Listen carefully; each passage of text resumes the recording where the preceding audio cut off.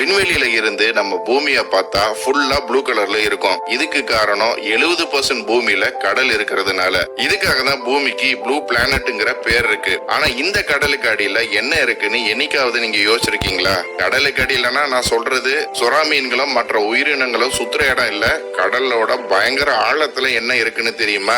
அதுக்கு முன்னாடி கடல் எவ்வளவு ஆழம்னு தெரிஞ்சுக்கலாம் வாங்க.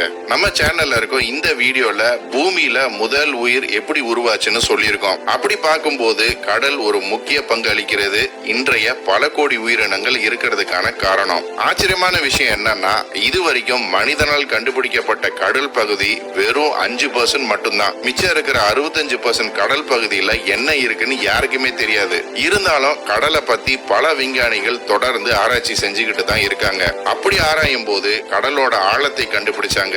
இந்த பூமியின் மிக ஆழமான கடல் பகுதிக்கு மரியானா ட்ரென்ச்னு பேர் சூட்டப்பட்டது.